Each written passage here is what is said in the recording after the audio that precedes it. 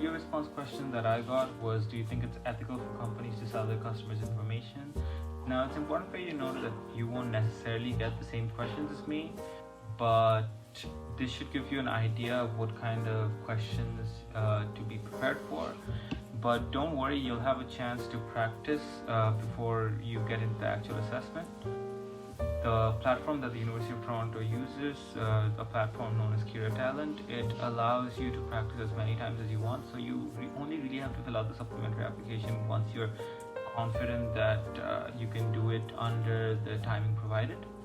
Now, it makes sense why the Rotman Commerce program would have a competitive supplementary application like this, because some of the statistics that I saw said that the acceptance rate for Rotman Commerce is somewhere around 10 to 11%. But don't worry, my advice to you for the supplementary application is read up on current affairs, especially the business section on newspapers.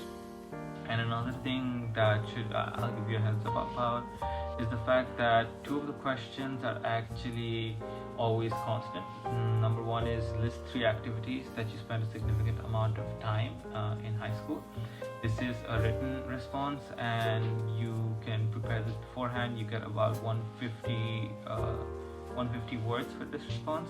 And another one is a video response which tells you to tell them about who you are, why you want to attend the University of Toronto, particularly Rotman Commerce, and what you'll be bringing to paper. Now, some ways to research the college is obviously go through the website. There are also program-specific websites, like the Rotman Commerce website Rotman Commerce has its own website. I also talked to alumni and friends that I had in the program. Beyond this, there are multiple ways that you can research the college, but one thing that I highly suggest that you don't do is read posts on Reddit. It is perhaps the worst place to find out about a college, because there are so many negative reviews about most colleges actually. And Reddit, since it's an anonymous platform, it's where most people go to vent their frustration. So I would suggest that you go to current students instead of going to online forums like that.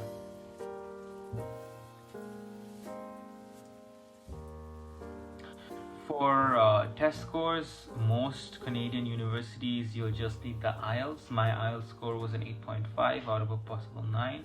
And if you're good in English, you don't really need to worry about the test. My only suggestion is that you look into the writing component and the reading component so that you're not caught off guard in the exam hall. The SAT isn't really a requirement for Canadian colleges, but if you have a SAT score, feel free to add that into your portfolio, but it's not an obligation. And according to most admissions officers from top Canadian colleges like UBC and UOT, you don't really need the SAT, and it doesn't give you an added edge. So if you're applying to Canada only, I'd suggest that you don't waste time giving the SATs, but if you're also applying to the United States and have a test score, feel free to use it. I know that McGill particularly has a section where it says if you have an SAT score, you can add that to your portfolio. I took the IB curriculum, and my results will be coming out in July. However, my predicted grades were 41 out of a possible 45, and I had economics, math, and physics in the higher level, and English language A, language and literature, Spanish ab initio, and psychology in the standard level. Economics and maths in particular, taking them in the higher level really helps you out with a business degree, because business math, it's a lot of calculus, so having a higher level in math, being good at math, is really important. And you don't necessarily need to take business studies in your school, although having business studies might help, because you'll be more familiar with all the terms that they're going to use in your program. But having a background in economics is, at least to my knowledge, super important, so I really suggest that that's what you do. I also did my extended essay in economics. I did it on microfinance, and that meant that I had to interview bank officials, analysts, and I also got a chance to do some field research over summer. I got to talk to people who use microcredit, who borrow from microfinance institutions, and that gave me something to write in my application that I was engaged in field research in economics, and I think that really added to my portfolio on top of my extracurriculars, because it showed that I was also invested in research. And this is one way that if you're doing the IB curriculum, I suggest that you do your extended essay in something that really adds to your portfolio rather than going for a lot of people take the easy way out. They go for the ease in languages, and while that significantly reduces your course load, it just takes away from something else that you could be adding to your portfolio, and I suggest that you take full advantage of that. The other academic requirements, such as essay writing, recommendation letters, and interviews, I'll tell you that the only essays that I had to write were for the scholarship application. My prompts were to write a recommendation letter for myself, describe a personal experience that had a particular significance on me, and to highlight why.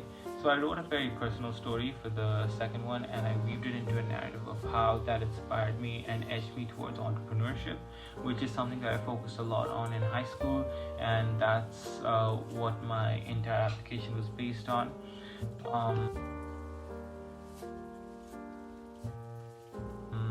As far as the recommendation letters go, another important thing is that you should particularly pick teachers who know you very well as are related to the subject which you'll be studying in the future.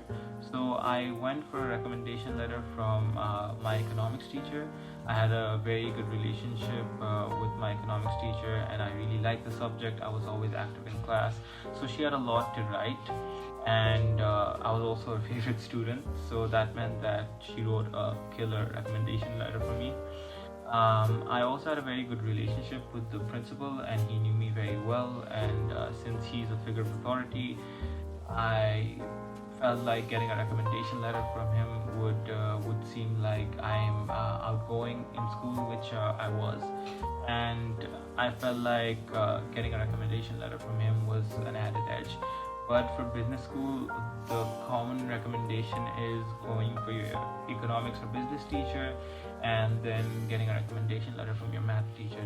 Both those things work well, but whoever you get your recommendation letter from, make sure that it's a teacher who will give you a very personalized recommendation letter. Don't just get a template recommendation which is given out to all the students and the teachers just fill in a name. Make sure that it's personalized. Make sure it talks about you, how you are in the classroom, the kind of things that you do, how you might be taking initiative, or how you might that one time have said something, have gotten an answer correct that other students couldn't do. Those are things that really stand out to an admissions committee, and I suggest that when you go for a recommendation letter, that's something that stands out. The fact that the teacher knows you well, and the fact that you made an impression, because those things are super important.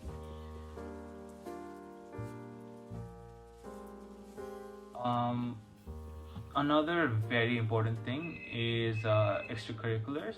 Now, academics are always very important. To put it simply, your academics will be your cutoff in the application pool. It will tell the selection committee that you're worthy of being considered, but what will really push your application is your extracurricular activities. So it's important to have a healthy balance of both. In high school, I was into debating. I was president of the debate club in my old school. I did MUN conferences, and I also did a lot of volunteer work. I used to go to an old age home, and I used to cook there. I used to spend time. I was also part of the National Honor Society in my school, and I worked weekly on a community garden where we grew vegetables for the local community, and it was free for everybody, so they could just come and take whatever they needed. And those were some of the volunteer work that I did. I was also part of the prom committee, and I helped in raising funds and organizing the prom for my seniors. So those are all things that I put down in community service and stuff like that.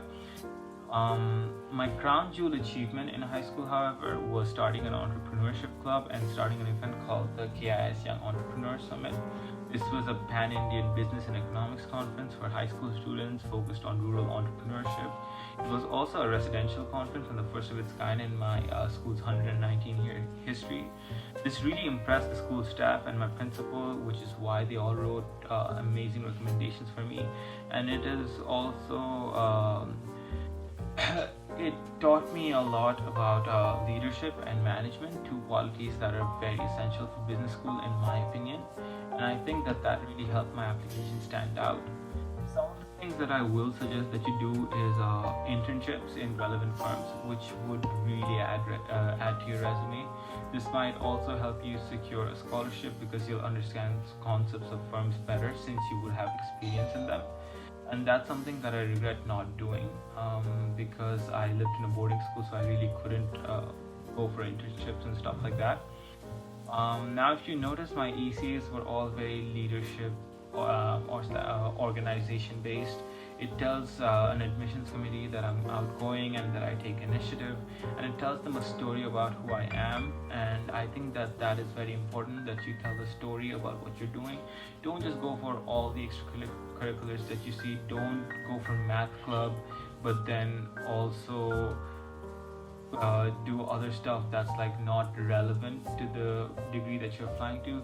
It's okay if you're doing a lot of extracurriculars, but I don't think it's necessarily important to list all of them when you're putting that on your application, because that just makes you seem like you're all over the place, and that usually doesn't resonate very well to an admissions committee. So that's my application. Please feel free to share this video and subscribe to the virtual buying on YouTube, Instagram, and Facebook for more quality content on college applications and colleges in general. My contact information will be given in the description below. Feel free to reach out to me if you have any questions about applying to the University of Toronto or other schools in the Ontario region. I'd be more than happy to help you out. Thank you.